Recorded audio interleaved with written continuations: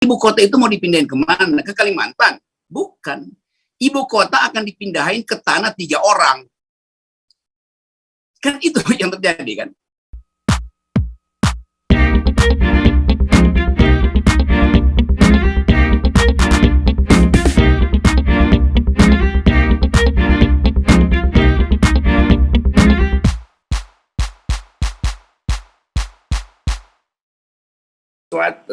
Sekedar memberi komentar pada sesuatu yang sebetulnya konteksnya majemuk.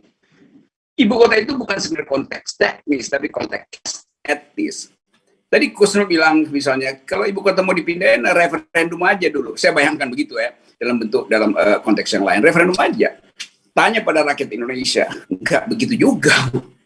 Kalau kita tahu tentang perkembangan ilmu hukum lingkungan, kalau Anda mau pindahin ibu kota, tanya pada habitat di situ, bikin referendum, apakah ular mau dia digusur dari situ? Apakah burung mau pohon-pohonnya ditebang dari situ? Apakah bunga-bunga di Kalimantan itu mau digugurkan demi ibu kota baru? Itu namanya pertanyaan etis. Karena dunia sekarang, orang, kalau Anda baca misalnya American Scientific, segala macam jurnal Nature, nggak ada orang yang bicara tentang semen, orang bicara tentang pohon itu. Jadi orang bicara tentang letupan kemanusiaan yang dunia sekarang tumbuh dengan paradigm yang lain itu. Bukan lagi growth, tapi degrowth. Jadi sebetulnya masyarakat dunia menganggap Indonesia ini ajaib sendiri. Orang bicara tentang degrowth yang intinya adalah green ethics. Indonesia masih bicara tentang hal yang konvensional, mindahin ibu kota itu. Jadi sekali lagi, kalau coba saya ringkas dia dengan cara lain. Memangnya ibu kota itu mau dipindahin kemana? Ke Kalimantan? Bukan. Ibu kota akan dipindahin ke tanah 3 orang. Kan itu yang terjadi kan? Kan dari awal kita mau tahu ini tanah siapa yang di situ? Apakah itu tanah bekas sultan? Apakah itu tanah rakyat Kalimantan? Enggak.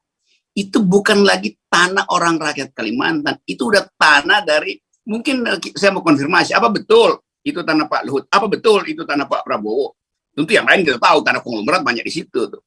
Tapi yang paling penting secara etis adalah jangan-jangan itu tanah 2-3 orang pejabat istana yang ingin dapat keuntungan dari pemindahan proyek itu tuh. Kan itu kita nggak dapat konfirmasi kan? Karena mereka kalau dia pejabat punya tanah di situ jual pada negara itu artinya konflik of interest. Kan begitu desainnya kan? Jadi ibu kota kita akan pindah ke tanah Pak Luhut, akan pindah ke tanah Pak Prabowo, akan pindah ke tanah 9 Naga tuh. Kan ini intinya tuh yang nggak mau disinggung oleh publik. Karena itu kita minta konfirmasi sebetulnya itu tanah siapa sebetulnya calon ibu kota itu. Dari segi kepentingan modal jelas itu pertanyaannya. Dari segi kepentingan environmental kita akan tanya apakah Anda pindah ibu kota udah konsultasi pada burung, pada ular, pada semut di situ tuh. Karena sejak tahun 70 etika lingkungan itu di dalam ilmu hukum ada yang disebut legal standing. Legal standing itu bukan sekedar legal standing rakyat, masyarakat adat, tapi legal standing dari semut, dari pohon, dari ular. Should trees have standing? Should ular have standing? Should burung have standing? Etc. Jadi ini yang nggak dibahas kan di dalam pembicaraan di Republik ini kan. Padahal dunia membahas itu. Jadi kedunguan kita adalah memaksakan sesuatu yang dianggap oleh dunia sebagai keajaiban. Padahal sebetulnya itu adalah kedunguan. Jadi sekali lagi, ini cuma soal bisnis tanah sebetulnya yang akan dipaksakan untuk dibayar supaya ada uang untuk main politik ke 2024. Karena itu akan dipakai sebelum 2024. Rencana ini sudah harus final.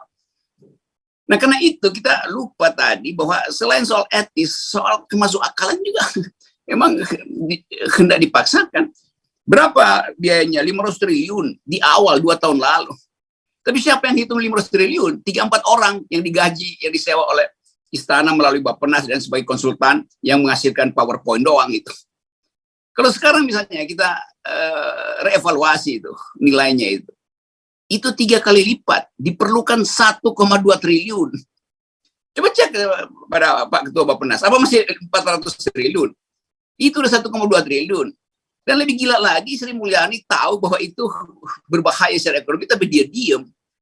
Lebih gila lagi, Sri Mulyani adalah ketua dari konsorsium Menteri Keuangan di bidang lingkungan, dan dia diam juga. Jadi kan ada yang aneh di situ kan. Secara legal bermasalah, secara etis tidak didukung, secara politik itu justru membahayakan lagi. Jadi kalau begitu kita tiba pada pertanyaan terakhir. Kalau seluruh kalkulasi, baik dari ilmuwan, dari Sofwan Rosi tadi, dari Husnul, dari DPR, kalau semua kalkulasi itu menunjukkan impossibility, maka possibility-nya disebabkan oleh apa kalau gitu? Kan itu pertanyaan gampang kan? Pasti disebabkan oleh sesuatu yang irasional. Jadi Pak Jokowi konsultannya adalah dukun yang menganggap kalau dia nanti mau sukses dan tidak akan dipersoalkan setelah dia lengser, maka pindahkan ibu kota. Kira-kira begitu perjanjian dengan dukun. Kan cuma itu keterangannya. Seluruh keterangan akademis dibahas selama 3-4 tahun terakhir ini. Nggak mempan tuh. Ngotot aja presiden tuh. Lalu para pemilik tanah juga backup. Karena memang ide presiden itu lukratif bagi ekstraktif industri, bagi pemilik tanah di Kalimantan. Jadi political economy ini, background political economy ini yang mesti kita perlihatkan pada publik. Jadi kita lengkapi aja pembicaraan malam ini untuk mengatakan bahwa konsultan utama pembinaan ibu kota itu bukan ekonom yang rasional, juga bukan birokrat yang meritokrasinya udah teruji, juga bukan ilmuwan yang reputasi akademisnya sudah dibuktikan di jurnal-jurnal. Konsultan utamanya adalah dukun, itu gampangnya tuh. Udah sampai situ dulu sebelum jadi makin absurd pembicaraan.